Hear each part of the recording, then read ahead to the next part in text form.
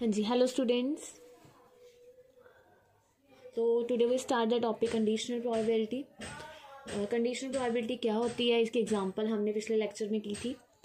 ठीक है, तो कंडीशनल प्रोबेबिलिटी क्या है कि अगर हमारे पास कोई भी दो इवेंट्स हैं, ठीक है, एक एक्सपेरिमेंट किया है, उसमें हमने दो इवेंट्स उठाए हैं, then the probability of occurrence of event A under the condition that B has already occurred. मतलब अगर दो इवेंट्स है ए एंड बी, तो हमें एक इवेंट है जो वो गिवन है कि हैज़ ऑलरेडी अकर्ड, कि वो तो होगा ही होगा। तो हमने दूसरे इवेंट की, जो कोई और इवेंट है, उसकी प्रोबेबिलिटी फाइंड करनी है, तो हम उसे बोलते हैं conditional probability. That means one condition is already given कि जो एक इवेंट है ये तो होगा ही होगा, तो हमने फर्स्ट वाले इवेंट की प्रोबेबिलिटी फाइंड करनी है। तो उसको हम डिनोट करते हैं P A by B. B is a given event. Okay, मतलब event that has already occurred. तो probability of A by B, इसको हम कैसे पढ़ेंगे? Probability of occurrence of A given that B has already occurred. Similarly probability of B by probability of occurrence of B given that A has already occurred. तो ये किसके equal होता है? इसका फॉर्मूला क्या है? Probability of A by B equals to probability of A intersection B divided by probability of B. B by, ऊपर तो देखो इंटरसेक्शन करनी है, चाहे बी इंटरसेक्शन ए कर लो चाहे ए इंटरसेक्शन बी कर लो, बट जो डिनोमिनेटर में है वो गिवन इवेंट की प्रोबेबिलिटी आएगी। ओके, तो next is properties of conditional probability. तो let E and F be events of a sample space. कोई दो इवेंट्स हैं हमारे पास, देन वी हैव, तो first property is that probability of S by F where S is sample space. Okay, f is any event associated with random experiment equals to probability of f by f equals to 1। हमने prove करना है ये किसके equal होती है? 1 के equal होती है। तो probability of s by f, देखो इस पे फॉर्मूला लगाओ तो क्या होगा? ऊपर intersection divided by probability of f। अब एक हमारे पास सैम्पल स्पेस है, एक हमारे पास क्या है? f कोई भी इवेंट है associated with that random experiment and also the subset of sample space, है ना। तो सैम्पल स्पेस एक तरह से हमारे पास यूनिवर्सल सेट है। तो यूनिवर्सल सेट के साथ हम किसी की भी इंटरसेक्शन करें, हमारे पास क्या आता है? किसी भी सेट की इंटरसेक्शन करते हैं अगर हम यूनिवर्सल सेट के साथ एक तरह से, तो हमारे पास क्या आता है? ए आता है। तो similarly probability of S intersection F क्या आएगा? Probability of F divided by probability of F equals to क्या हो गया? 1। Probability of f by f is also equals to 1 because f intersection f की probability f p probability of f ही आएगी। तो probability of f by probability of f equals to 1।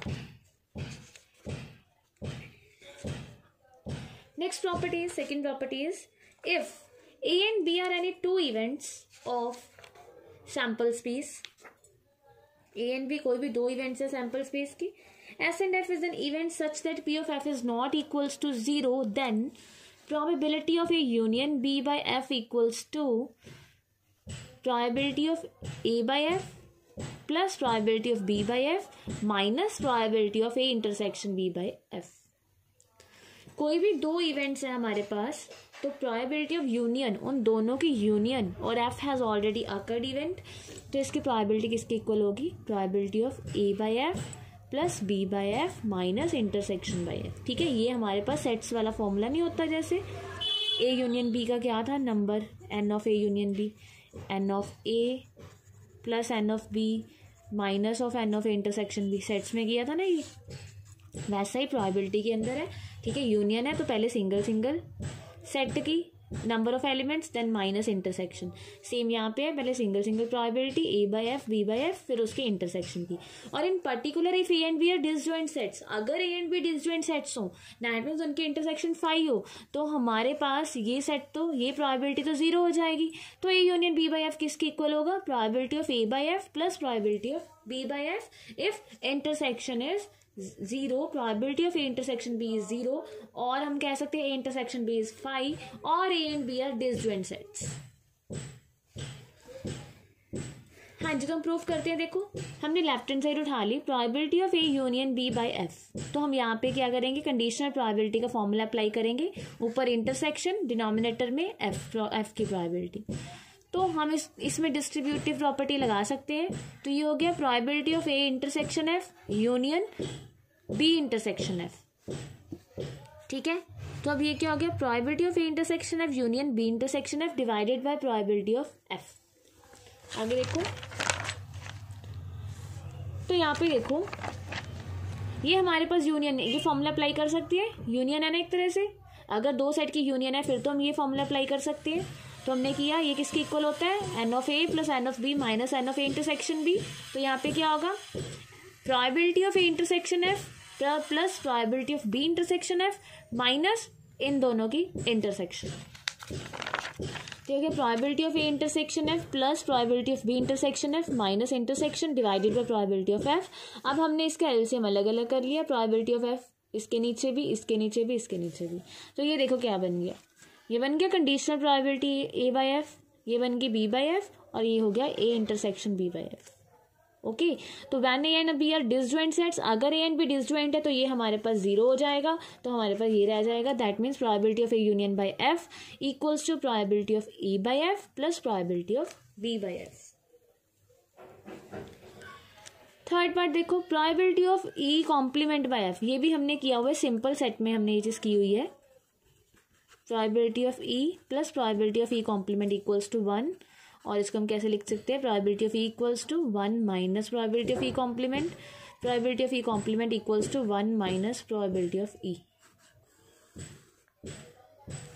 ठीक है, तो यही चीज यहाँ पे है, यहाँ पे क्या आ गया हमारे पास, बाय एफ आ गया, कंडीशनल प्रोबेबिलिटी आ गई, और सब सेम है। तो probability of E complement by F equals to 1 minus probability of E by F.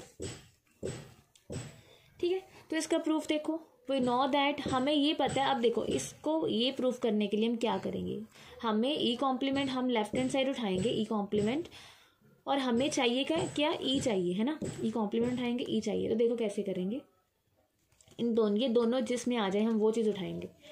तो हमने क्या किया, हमने फर्स्ट प्रॉपर्टी में चीज़ की थी, probability of sample space by F equals to 1, ये चीज़ हमने की थी, S is a sample space of the random experiment. ठीक है, ओके, अब देखो सैम्पल स्पेस को हम ऐसे लिख सकते हैं, ई यूनियन ई कॉम्प्लीमेंट लिख सकते हैं ना, ई यूनियन ई, एफ बी सी में ही आ गया, ई कॉम्प्लीमेंट में एफ बी आ जाएगा, है ना।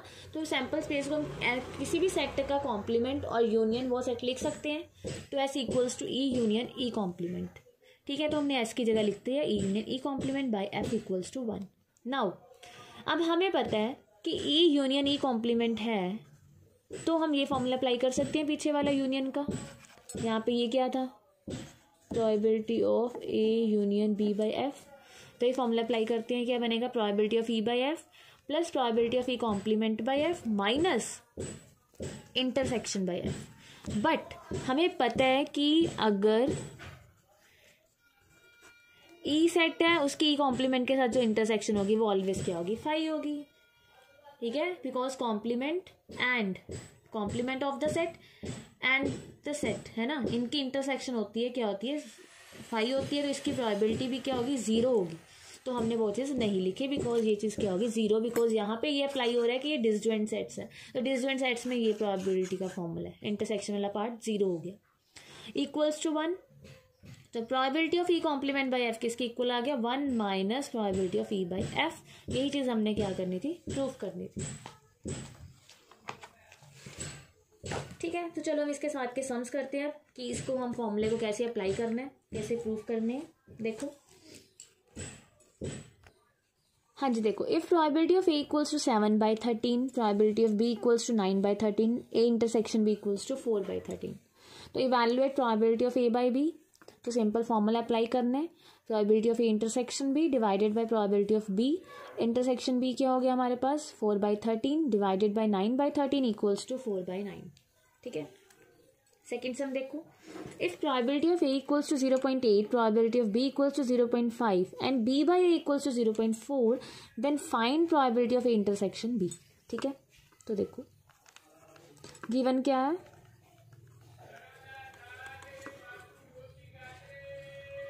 एंड बी बाय ए। ठीक है, तो हम इसका फॉर्मूला अप्लाई करते हैं, प्रोबेबिलिटी ऑफ बी बाय ए किसके इक्वल होगी, न्यूमिनेटर में इंटरसेक्शन की और यहाँ पे ए की। तो इंटरसेक्शन हमें गिवन नहीं है, बी बाई ए गिवन है कितना 0.4 और ये हमें नहीं पता और प्रोबेबिलिटी ऑफ ए कितनी है 0.8। तो this implies probability of A intersection भी क्या आ गई हमारे पास 0.8 मल्टीप्लाई 0.4 दैट इज 0.32।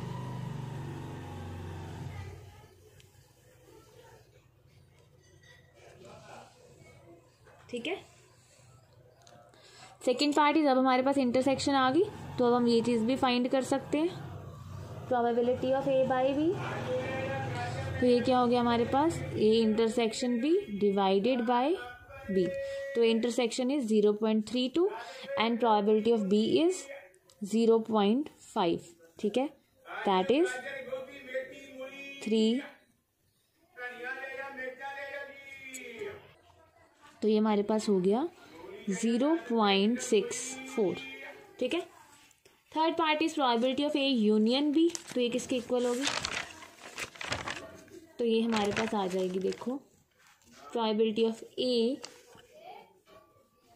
बिल्कुल सिंपल कि probability of A plus probability of B minus intersection. तो प्रोबेबिलिटी ऑफ ए है हमारे पास 0.8 प्लस प्रोबेबिलिटी ऑफ बी है हमारे पास 0.5 और ये है 0.32। ठीक है, जो इंटरसेक्शन हमारे पास आई है। तो इसको अगर हम सॉल्व करें ये हमारे पास आ जाएगा 0.98। ठीक है, answer. Okay, next is determine P E by F. Probability E by F की फाइंड करनी है। तो 3 पार्ट्स हैं इसके। फर्स्ट पार्ट देखो क्या है, फर्स्ट पार्ट में कह रहे हैं, देखो जो रैंडम एक्सपेरिमेंट है वो क्या है, coin is toast 3 times, coin को 3 टाइम्स टोस्ट किया है। ठीक है, तो सबसे पहले हम सैम्पल स्पेस लिख लेते हैं इसकी, जिसमें सभी में यूज होगी HHH HHT HTH HTT, similarly TTT TTH THT THH। ये तो हो गया हमारे पास सैम्पल स्पेस। अब फर्स्ट पार्ट में जो E है वो क्या है, देखो हम लिख रहे हैं number of elements in E कितने होंगे, head on third toss, third toss पे हेड होना चाहिए। तो इसमें क्या क्या आएगा HHH HTH THH, मतलब इसमें 3 एलिमेंट्स आएंगे। अच्छा, F में कितने आएंगे, हेड्स ऑन फर्स्ट 2 टोसेस, पहले 2 टोसेस पे हेड होना चाहिए। तो इसमें आएगा हमारे पास HHH HHT और कोई है, देखो पहले 2 टोसेस पे हेड हो नहीं, तो इसमें आ गया हमारे पास 2। ओके, तो प्रोबेबिलिटीज क्या होंगी, तो प्रोबेबिलिटी ऑफ E हमारे पास होगी 3/8 एंड प्रोबेबिलिटी ऑफ F हमारे पास होगी 2/8। ओके, हमने E बाई एफ फाइंड करना तो इंटरसेक्शन भी चाहिए। तो इंटरसेक्शन में देखो क्या आएगा, देखो यहाँ पे इंटरसेक्शन में HHH आ रहा है सिर्फ, मतलब 1। तो जब हम इसकी प्रोबेबिलिटी फाइंड करेंगे वो कितनी आएगी 1/8। तो probability of E by F equals to क्या होगी, probability of intersection divided by F की। तो इंटरसेक्शन की 1/8 है, प्रोबेबिलिटी ऑफ एफ की हमारे पास है 2/8, तो ये हमारे पास आ गई 1/2।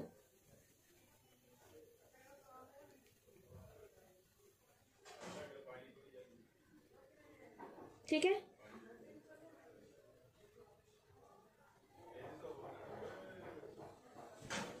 तो नेक्स्ट देखो सेकेंड पार्ट। तो सेकेंड पार्ट में E में कितने एलिमेंट्स आएंगे, एटलीस्ट 2 हेड्स, कम से कम 2 हेड होने चाहिए। एटलीस्ट 2 हेड्स मतलब 3 भी हो सकते हैं, 2 और 3 वाले ले लेंगे। HHH HHT HTH THH, तो इसमें हमारे पास आ गए 4 और अगर हम एफ में देखें, एफ में एट मोस्ट 2 हेड्स, ज़्यादा से ज़्यादा 2 हेड होने चाहिए, मतलब जिसमें 2 हेड्स हैं, 1 हेड है, 0 हेड है, नो हेड, वो भी हम लेंगे साथ में। तो इसमें क्या क्या लेंगे एफ में, जिसमें 2 हेड है या फिर 1 हेड है या फिर कोई हेड नहीं है, मतलब एक तरह से हम इसमें सारे लेंगे इसको छोड़ के, एच को छोड़ के।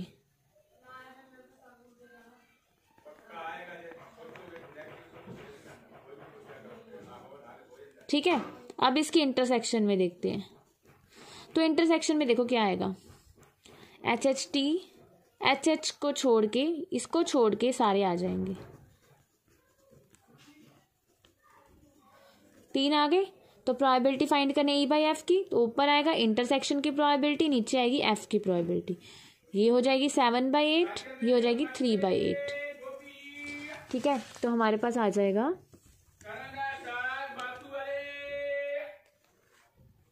देखो, तो probability of E by F equals to, ऊपर इंटरसेक्शन की प्रोबेबिलिटी दैट इज 3/8, नीचे एफ की प्रोबेबिलिटी 7/8 दैट इज 3/7।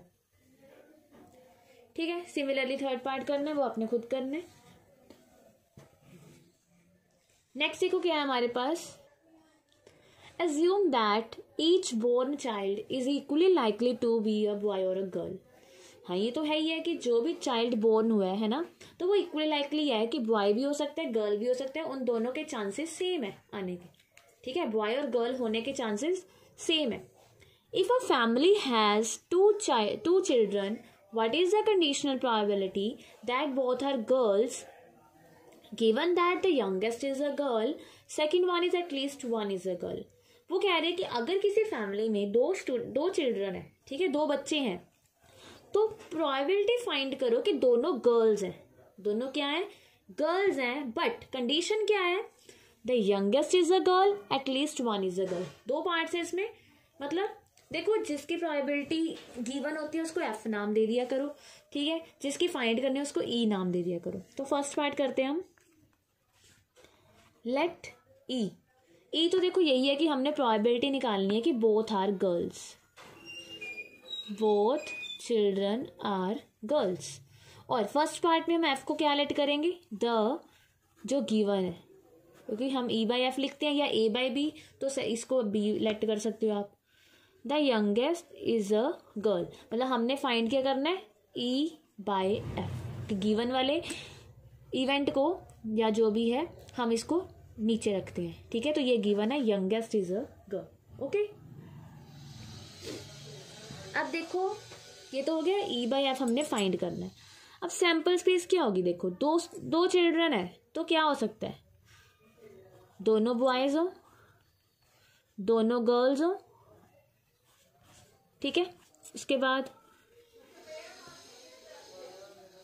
पहला बॉय हो, दूसरी गर्ल हो, पहली गर्ल दूसरी बॉय। ठीक है, ओके, 1 2 हम नाम दे रहे हैं फर्स्ट सेकंड के अकॉर्डिंग, दोनों, फर्स्ट वाला भी बॉय है, सेकंड वाला भी बॉय है, मतलब जो बड़ा है वो भी गर्ल है, छोटी है वो भी गर्ल है, बड़ा है मतलब फर्स्ट वाला बॉय है, सेकंड वाली गर्ल है, फर्स्ट वाली गर्ल है, सेकंड वाला बॉय है। ठीक है, तो इससे बड़ा छोटा ही पता चल रहा है कि ये बड़ा है, ये छोटा है, ये बड़ी है, ये छोटी है, ये बड़ा है, ये छोटा है, ये बड़ा है, ये छोटा है। ठीक है, तो ये तो हमारे पास आ गई सैंपल स्पेस। अब ई में देखो क्या क्या आएगा, बोथ आर गर्ल्स, तो इसमें जो एलिमेंट आएगा वो सिर्फ यही आएगा, G1, G2, G1 G2 वाला ही आएगा सिर्फ। ठीक है, ई में अगर हम देखें तो हमारे पास एक ही एलिमेंट आएगा। चलो एफ में देखते हैं, एफ में हमारे पास क्या आएगा, the youngest is a girl, छोटी वाली गर्ल है, तो यहाँ पे भी है ये G1 G2 और यहाँ पे भी है, तो एफ में हमारे पास आएंगी 2। ठीक है, youngest is a girl, youngest वाली गर्ल होनी चाहिए, तो हमने जो ये है सेकंड वाला, इसको देखने की जरूरत नहीं है कि हाँ यहाँ पे भी तो गर्ल है, यंगेस्ट गर्ल है ना, तो ये इसमें आ जाएगी। ठीक है, अब इंटरसेक्शन देखो, इंटरसेक्शन में एक आ रहा है G1 G2। ओके, अब प्रोबेबिलिटी फाइंड कर सकते हैं, ऊपर इंटरसेक्शन की और नीचे एफ की, तो इंटरसेक्शन में 1 है, 1/4, टोटल 4 है, ठीक है। और एफ में कितनी है 2, 2/4, तो ये आ गई 1/2,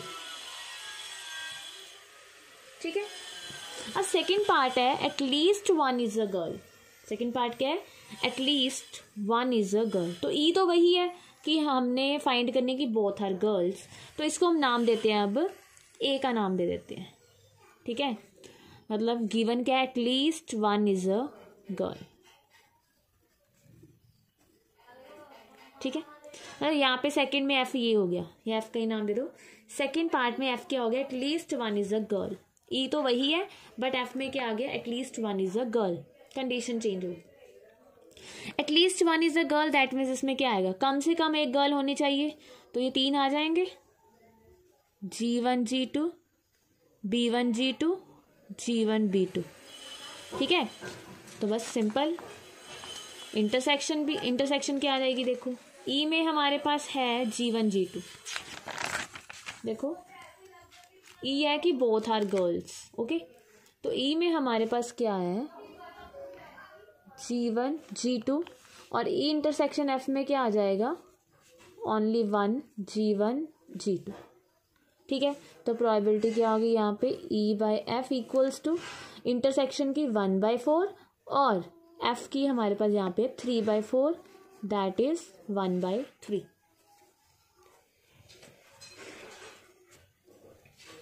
ठीक है। नेक्स्ट देखो,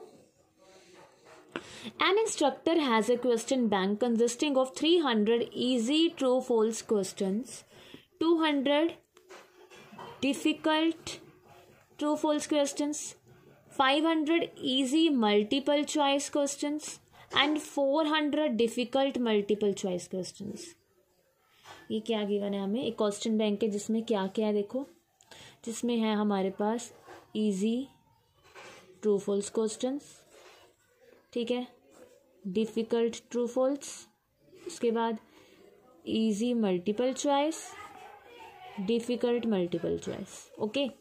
300 है इजी ट्रू फॉल्स क्वेश्चंस, 200 है difficult true false questions, 500 easy multiple choice questions, 400 difficult multiple choice questions. If a question is selected at random, एक क्वेश्चन सिलेक्ट किया, okay, from the question bank, what is the probability that it will be an easy question. Probability किसकी find करनी है, जो randomly question हमने pick किया है वो ईजी है, और गिवन क्या है, ये मल्टीपल चॉइस है। गिवन क्या है, ये मल्टीपल चॉइस है। तो हम पहले ई एंड एफ लेट करेंगे, तो ई किसको लेट करना है, जिसकी प्रोबेबिलिटी फाइंड करनी है, probability that it will be an easy question, तो ई हो गया selected question is an easy या इज ईजी, ठीक है।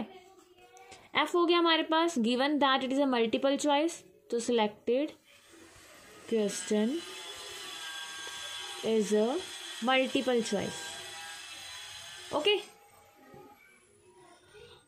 तो अब ध्यान से देखो, हमने फाइंड क्या करना है, P/E/F which is always equals to intersection divided by F, okay. तो पहले तो प्रोबेबिलिटी ऑफ ई देख लो, ई कितनी होगी, तो probability of E selected question is an easy question. Easy question देखो क्या क्या आएगा इजी क्वेश्चन में। अब देखो यहाँ पे इजी में ये नहीं कहा कि इजी मल्टीपल चॉइस है या इजी ट्रू फॉल्स है, सिर्फ इजी क्वेश्चन की बात हुई है। तो ई में क्या आ जाएगा 300 plus 500,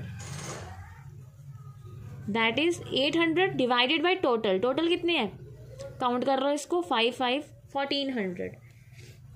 total number of questions कितने हो गए 1400, ओके। अब प्रोबेबिलिटी ऑफ एफ देखो, selected question is a MCQ। अब MCQ उन्होंने ये नहीं कहा कि इजी है कि डिफिकल्ट, तो ये दोनों आएंगे। देखो ई में क्या है 300 प्लस 500, एफ में क्या आ रहा है 500 प्लस 400, दैट इज 900 बाय 1400। तो अब इनकी इंटरसेक्शन देखो, इंटरसेक्शन क्या होगी, देखो ये दोनों क्वेश्चंस जो इजी मल्टीपल चॉइस क्वेश्चंस है वो ई सेट में भी आ रहे हैं, वो एफ सेट में भी आ रहे हैं। देखो इजी क्वेश्चन, यहाँ पे सिर्फ इजी क्वेश्चन है तो इजी ट्रू फॉल्स भी हो सकते हैं, इजी मल्टीपल चॉइस भी हो सकते हैं। और यहाँ पे मल्टीपल चॉइस है तो मल्टीपल चॉइस में इजी भी है डिफिकल्ट भी है, तो दोनों में सेम चीज़ क्या है, इजी मल्टीपल चॉइस क्वेश्चंस। अब इन दोनों को एक साथ कर दो, अगर इजी मल्टीपल चॉइस क्वेश्चंस कितने हैं 500, तो इंटरसेक्शन एफ क्या आ गया 500 बाई 1400।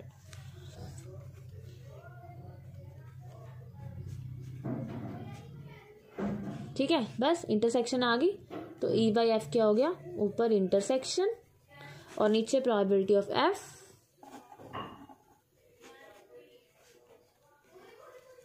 ठीक है, 5/9। ठीक है, यहाँ पे ना प्रोबेबिलिटी की जगह मतलब ये फॉर्मूला है हमारे पास, तो यहाँ पे आप एन इंटरसेक्शन एफ भी ले सकते हो डिवाइडेड बाई एन एफ। क्यों, क्योंकि जो टोटल नंबर है वो तो कैंसल आउट ही होना है ना ऑलवेज, तो ये प्रोबेबिलिटी आप इसके इक्वल भी लिख सकते हो, सिंपल। ठीक है, नेक्स्ट देखो, नेक्स्ट है a fair die is rolled, consider events E F G, find probability of E by F by E by G by E union F by G, E intersection F by G. ठीक है, तो first part है हमारे पास। देखो पहले given क्या है, जो गिवन है वो लिखते हैं, E F and C total numbers, total outcomes कितने होंगे 6। ठीक है, और अगर हम देखें number of elements in E कितने हैं 3, number of elements in B F कितने हैं 2 एंड जी में कितने हैं 4। देन हमने फर्स्ट फाइंड करना है probability of E by F.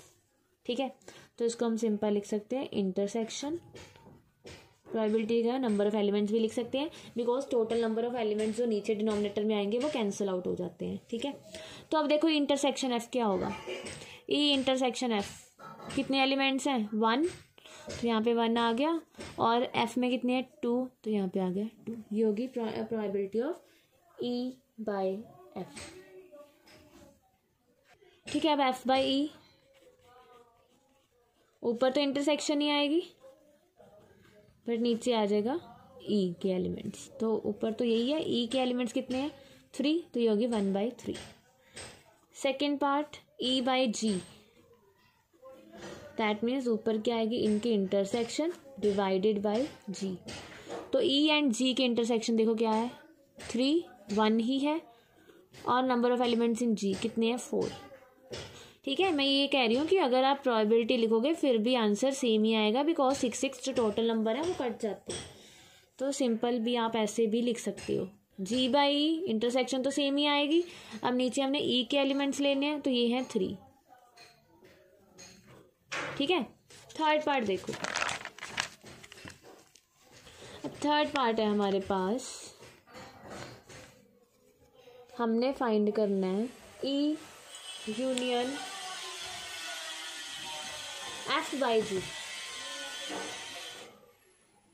ठीक है, तो ये फॉर्मूला हमने किया था, ये किसके इक्वल होगा, probability of E by G plus probability of F by G minus probability of E intersection F by G. ठीक है, अब इसमें देखो हमारे पास ई बाई जी है, एफ बाई जी है, बट ये चीज़ नहीं है इंटरसेक्शन एफ बाई जी, तो पहले हम ये फाइंड करेंगे। ठीक है, ये हम इसमें हमने इस थर्ड पार्ट में इसका सेकंड पार्ट यही है, तो पहले हम इसमें ये फाइंड करेंगे किसके इक्वल होगा, अगर हम कंडीशनल प्रोबेबिलिटी लगाएं तो। ठीक है, अब तीनों सेट्स के इंटरसेक्शन देखते हैं क्या होगी, ई एफ जी की और नीचे आएगी जी की। तो देखो तीनों सेट्स के इंटरसेक्शन, इन दोनों में 1 थी, इन दोनों में 1 है, तीनों में क्या है 1, तो 3 3 3। ठीक है, और जी की कितनी है 4/6, तो यहाँ पे हमारे पास क्या हो गया 1/6, सॉरी 1/4। ठीक है, इसमें 1 है, इसमें 4 है, अब यहाँ पे वैल्यूज पुट करेंगे। अब हमारे पास प्रोबेबिलिटी ऑफ ई बाई जी ये आई थी 1/2, E/G की जो प्रोबेबिलिटी है देखो ये कितनी आई है, सॉरी E/G की प्रोबेबिलिटी हमारे पास आई है 1/4 और E/F की आई है 1/2। ठीक है, ये होगी हमारे पास E/G की 1/4 प्लस F/G की देखो प्रोबेबिलिटी ऑफ F/G भी नहीं है हमारे पास, वो भी फाइंड करेंगे। तो देखो ऊपर इनकी इंटरसेक्शन आएगी F इंटरसेक्शन G, वही है 1 डिवाइडेड बाय G के कितने हैं 1/4। तो probability of F intersection G भी हमारे पास कितनी आ गई 1/4। ओके, ये देखो F एंड G में हमारे पास 2 सेट्स हैं, 2 एलिमेंट्स है जो सेम है, मतलब 2 आएगा यहाँ पे। ठीक है, और G में एलिमेंट्स हैं 4, 2/4। ठीक है, F/G में आएगा 2/4 और E/G में हमारे पास आया है, हाँ इसमें भी देखो 2 एलिमेंट्स हैं हमारे पास 3 और 5, तो यहाँ पे भी हमारे पास क्या आएगा 2/4। ओके, तो ये ध्यान से करना। ठीक है, तो हो गया 2/4 plus 2/4 minus A intersection F/G में कितना है 1/4, तो ये हमारे पास कितना आ गया 3/4। ठीक है, तो ये भी हमने फाइंड करनी थी, इसके लिए पहले ये चाहिए थी तो पहले इसको फाइंड किया, ये आ गया 1/4 3/4। ठीक है, देखो consider the experiment of tossing a coin, एक क्वाइन टॉस की है। ठीक है, if the coin shows head, अगर मान लो हमने टॉस किया हेड आ गया तो इसको दोबारा टॉस करना है, toss it again. But if it shows tail, अगर टेल आएगा देन हमने डाई थ्रो करनी है। दो एक्सपेरिमेंट्स हो रहे हैं, देखो 2 एक्सपेरिमेंट्स कैसे हो रहे हैं, हमने एक क्वाइन टॉस किया, अगर हेड आया तो क्वाइन को दोबारा टॉस करना है, बट अगर टेल आया तो हमने डाई थ्रो करनी है। तो find the conditional probability of the event that the die shows a number greater than 4। अब हमने प्रोबेबिलिटी फाइंड करनी है कि जो डाई है वो नंबर शो करी है greater than 4 and given that there is at least 1 tail, और जो गिवन इवेंट है वो क्या है एटलीस्ट 1 टेल। ठीक है, हम क्या करेंगे, इसको थोड़ा डायग्रामेटिकली दिखाएंगे कि ये क्या क्या रहे हैं। पहले हम इसको समझते हैं कि ये क्वेश्चन हमें क्या इन्फॉर्मेशन दे रहा है। देखो क्या कह रहे हैं, एक्सपेरिमेंट किया टॉसिंग अ क्वाइन, ये क्वाइन है, हमने क्वाइन टॉस किया। ठीक है, this is a coin, coin toss किया तो या तो क्या आएगा हेड आएगा या फिर टेल आएगा। ओके, या तो हेड आएगा या फिर क्या आएगा टेल आएगा। चलो ठीक है, उसके बाद अब वो कह रहे हैं अगर हेड आता है, अगर shows head then toss it again. तो देखो अगर हमारे पास क्या आ गया हेड आ गया, हेड तो हमारे पास है तो हमने इसको देन दोबारा टॉस करना है।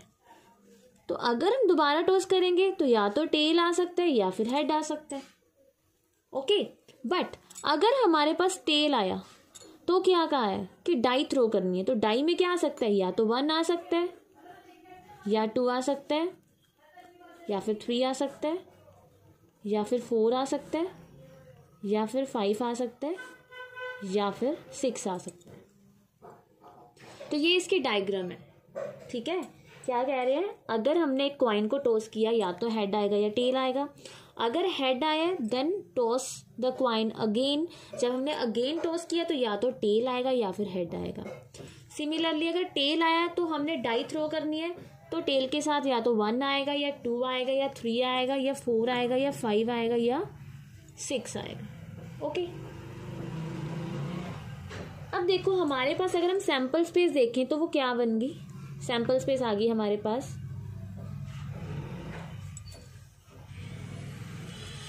HH, HT, HH, T1, T2, T3, T4, T5, T6, ये क्या होगी सारी हमारे पास सैंपल स्पेस, बिकॉज पूरे एक्सपेरिमेंट के बाद हमारे पास ये एलिमेंट्स आए हैं।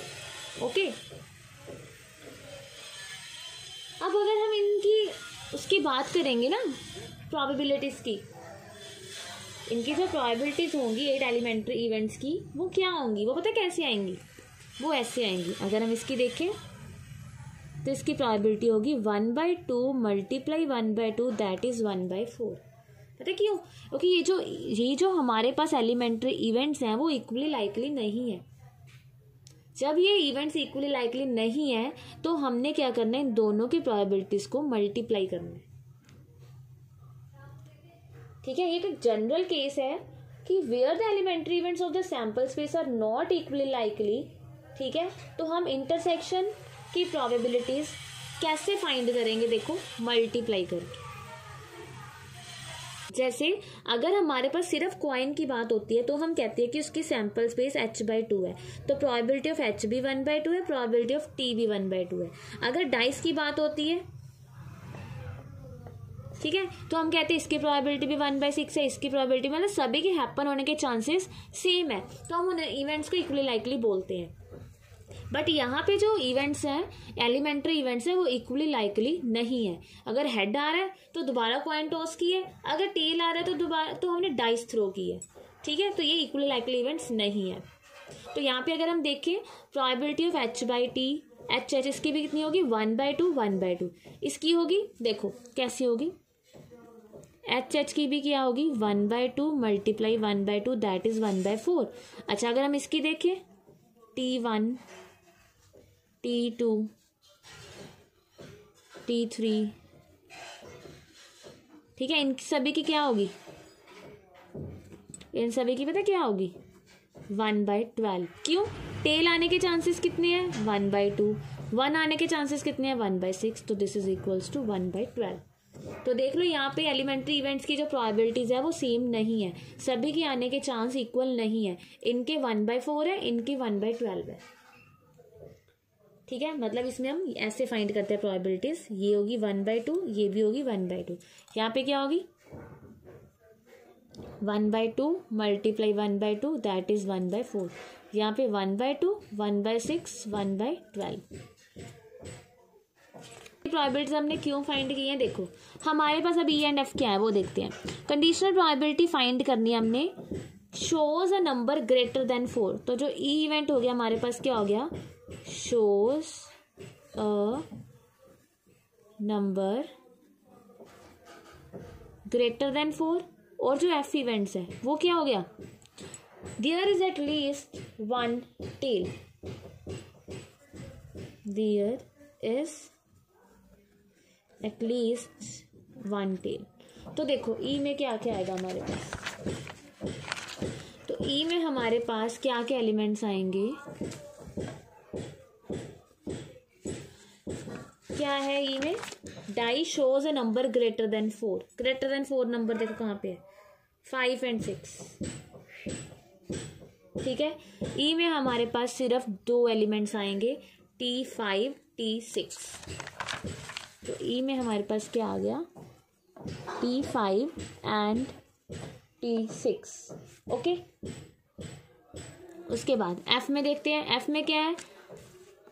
Shows at least one tail, मतलब एक टेल वाले भी आएंगे और 2 टेल्स वाले भी आ जाएंगे। अगर 2 टेल्स हैं तो हमारे पास यहाँ पे कितने आ जाएंगे? 1 2 3 4 5 6 7। तो यहाँ पे हमारे पास 7 एलिमेंट्स आएंगे।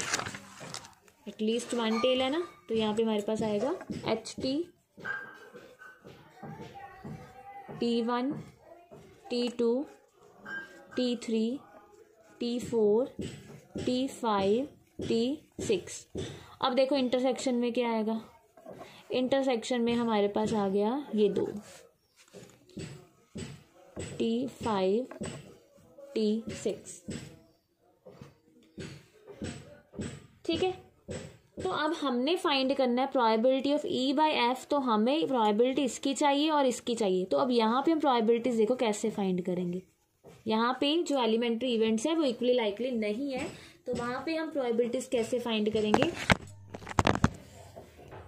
ऐसे फाइंड करेंगे। देखो, probability of T5 plus probability of T6। तो इसकी हमने सभी की प्रोबेबिलिटीज फाइंड की थी। तो इसकी क्या थी? 1/12। इसकी भी क्या थी? 1/12। तो ये होगी 1/6। अब एफ की कैसे फाइंड करेंगे? सभी की ऐड करेंगे। HT T1 T2, T3, T4, T5, T6। तो ये क्या आएगी, ये थी हमारे पास 1/4, उसके बाद 1/12, 1/12, 1/12, ठीक है। दैट मीन्स ये हमारे पास हो जाएगी 1/4 + 6/12, दैट इज़ 3/4। तो हम फाइंड कर सकते हैं probability of E/F equals to probability of E intersection F divided by F, that is equals to 1/6/3/4